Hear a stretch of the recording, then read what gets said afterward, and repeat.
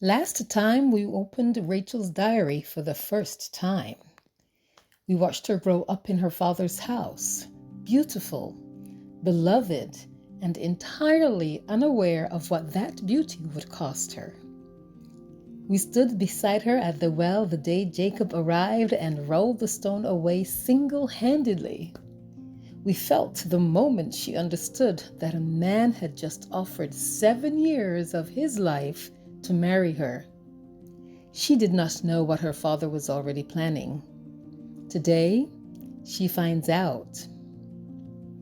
The morning after.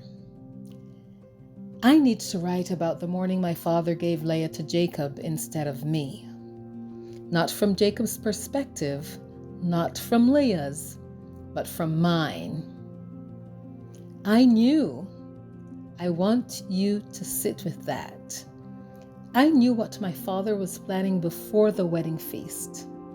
I am not certain exactly when I understood, whether it was the conversation overheard, a look between my father and my sister, the particular way Laban arranged things that evening, but I knew, and I said nothing. I have asked myself why 1,000 times since then. The honest answer is that I was afraid of my father. Laban's word was law in our household. His decisions were not negotiated. His plans were not discussed. But there was another answer beneath that one. I was ashamed.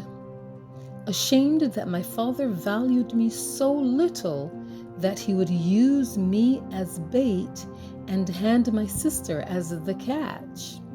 Ashamed that 7 years of Jacob's devotion could be redirected in a single night.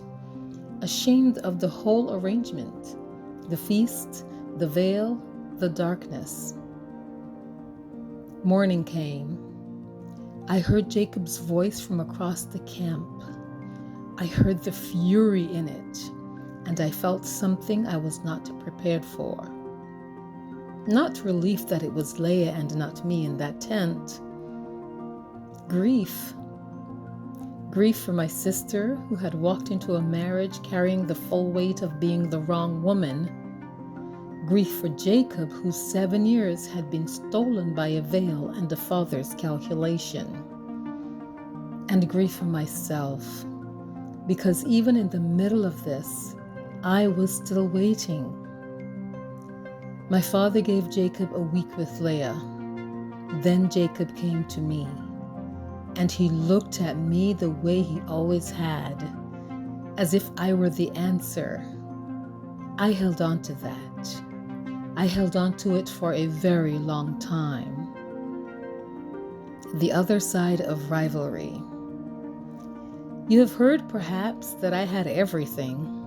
Jacob's love, Jacob's attention, Jacob's heart. And it is true. Every night Jacob came to my tent. Every morning he looked at me as if the day had not truly begun until he saw my face. In the economy of that camp, the complicated, painful, impossible economy of 2 wives and 1 husband, I was the wealthy one. But wealth has its cruelties. Leah was pregnant. Then Leah was pregnant again. Then again. Then again. I watched her body do what mine would not. I watched sons arrive in her tent. Reuben, Simeon, Levi, Judah. Each one a living proof of something I could not name without shame. I went to Jacob. I said, "Give me children or I will die." He was angry with me. He said, "Am I in the place of God?" He was right. But I was desperate in a way that only a woman who is loved completely and cannot give her husband a child can be desperate. Jacob's love was not in question. Jacob's presence was not in question. My body was in question. Every month, every season, every year. I gave Jacob my servant Bilhah. I know how this looks. The same arrangement Sarah made with Hagar, the same desperate reach beyond the boundaries of what God had ordained. Bilhah bore Dan. Then she bore Naphtali. I named them as if they were mine.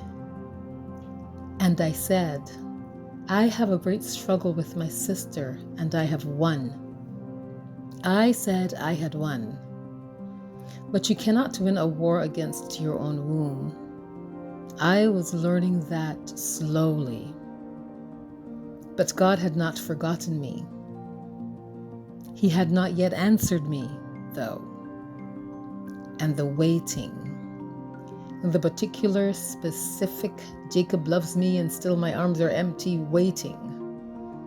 It was the loneliest thing I have ever known. The mandrakes. Reuben found mandrakes. I saw them and I wanted them. Not because I believed completely in their power. I was not certain the roots of a plant could do what years of prayer had not, but I was desperate enough to try anything. Desperate enough to ask my sister for something I knew she would not easily give. I went to Leah.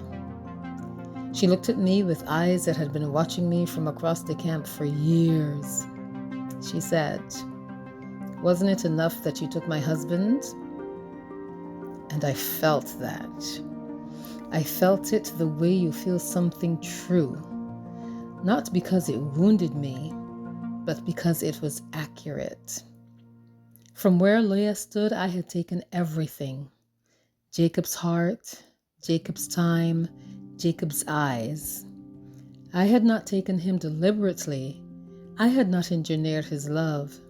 But I had it, and she did not. I offered her a night with Jacob in exchange for the mandrakes. I want you to understand what it cost me to say those words. I was trading a night with the man who loved me, the man whose love was the only solid thing I had in my life, for a handful of roots and a desperate hope. She agreed. I took the mandrakes home. And then God not only remembered me, He answered my prayers. Not because of the mandrakes, not because of my bargaining or my desperation or my careful negotiations with my sister, but because God remembered me. The scripture says it simply. God listened to her. I conceived. I carried him for 9 months with a joy so fierce it frightened me. When he was born, I held him and I said, God has taken away my disgrace. I named him Joseph. It means, may he add another. Even in the moment of finally receiving what I had prayed for, I was already asking for more. That is who I was.